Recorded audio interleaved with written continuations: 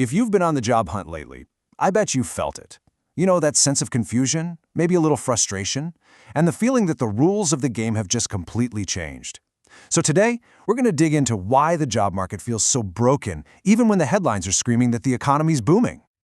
Does this sound a little too familiar? I mean, for so many people, this isn't just a meme. This is their actual reality. It's this soul-crushing cycle of endless applications and just radio silence. You're not imagining it, and you are definitely not alone. The very foundation of what we think of as a career ladder is shifting right under our feet. And here's the central paradox, the part that makes no sense. On one hand, you see the stock market hitting all-time highs and companies reporting these incredible profits. But on the other hand, we're seeing projections of nearly 1 million jobs getting cut and a staggering 65% jump in layoffs. So how can companies be doing so well while their workers are facing so much instability? That's the billion-dollar question. And that's exactly what we're going to unpack. Because this isn't just random chaos. There are some really powerful, interconnected forces at play here. And understanding them is the absolute first step to figuring out how to navigate this whole new world. So first up, let's talk about what I call the great disconnect. This massive gap between corporate profits and your job security. Honestly, if you can grasp this concept, everything else starts to make a whole lot more sense. There's actually a name for this phenomenon. It's called a jobless boom.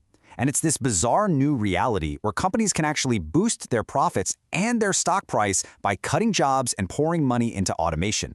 Wall Street absolutely loves this kind of efficiency, which creates a system where what's good for a company's bottom line is, well, it's just no longer good for its employees. And this jobless boom is happening while workers are getting squeezed from all sides. You see confusing economic data, like job numbers that get revised way down months later, revealing hundreds of thousands of phantom jobs that never really existed. And on top of that, you've got persistent inflation and a housing market that is just wildly unaffordable for most people. It's a perfect storm of pressure. Okay, so what's the engine behind this whole jobless boom? Well, a huge piece of the puzzle is one of the most powerful forces of our time, artificial intelligence. For years, we thought about automation as something for routine, physical jobs on an assembly line. But modern AI is a completely different beast. It's now capable of doing complex professional work. We're talking about fields like law, finance, even creative industries. This is a massive shift that's hitting high-skill, white-collar jobs for the very first time. And just look at the sheer scale of this change. The World Economic Forum projects that by 2030, AI will get rid of about 92 million jobs. But it will also create 170 million new ones. So yeah, there's a net gain of jobs, which is good news. But the crucial word here is transition. We're talking about a massive, massive churn, where old jobs disappear and the new ones require completely different skills.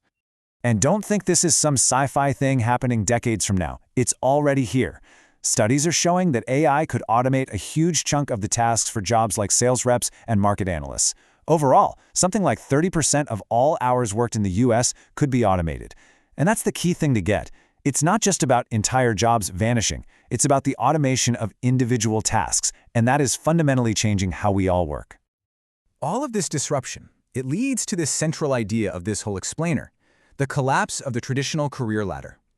Let's break down how the very structure of a career path is changing, from what used to be a pyramid into a diamond. Think about how it used to work, right? For generations, a career was like a pyramid. It had this really wide, accessible base of entry-level jobs. You could get your foot in the door, learn the ropes, and then start that slow, steady climb to the top. But today, that pyramid is collapsing into a diamond. The base of those entry-level jobs is shrinking fast. It's creating this huge bottleneck right at the very start of a career. It's getting incredibly hard to even get on the ladder in the first place. And when that base narrows, the whole structure becomes really, really unstable. And that leads to this ridiculous experience paradox that I'm sure so many of you have seen. How on earth are you supposed to get experience when the jobs that are designed to give you experience already require it? It's a catch-22. And listen, this isn't just a meme or a feeling people have. The numbers are right there to back it up. A stunning 61% of jobs advertised as entry-level now demand 2 to 3 years of prior experience. The very first rung of the ladder is literally being pulled up out of reach. And you have to understand, this bottleneck at the bottom creates a domino effect all the way to the top.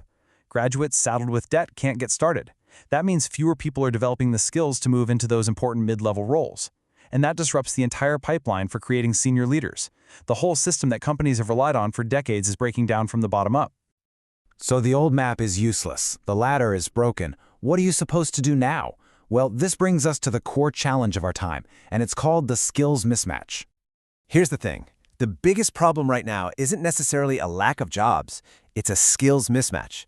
The skills that companies desperately need for the future are just not the same skills that most of us currently have. This gap is at the root of all this dysfunction in the market. And the scale of this challenge is, well, it's enormous. It's estimated that by 2030, almost 60% of the entire workforce will need significant retraining just to stay relevant. We're not talking about a little tweak to your resume here. We're talking about a fundamental retooling of your professional skills. So what's the game plan? It really boils down to a strategic approach. First, you have to commit to constantly reskilling and upskilling. Second, you have to target sectors that are actually growing, like healthcare or software development. And third, you need to earn specific in-demand certifications that act as hard proof that you have the skills they need. And look, I know that sounds like a lot of work, but the data shows it actually pays off, big time. Job seekers who go out and get these in-demand professional certifications see their interview callback rate jump by a massive 42%. In a market this competitive, that is a game-changing advantage. It's real, tangible proof that being strategic about this stuff works. So, the hard truth is this. The old, predictable, climb the corporate ladder career is gone. It's just over. The path isn't linear anymore. It's not laid out for you. This new reality demands that all of us become the architects of our own careers, constantly learning, constantly adapting, and building our own ladder, one rung at a time. The question isn't how do I climb the ladder anymore. The question is, how will you build your own?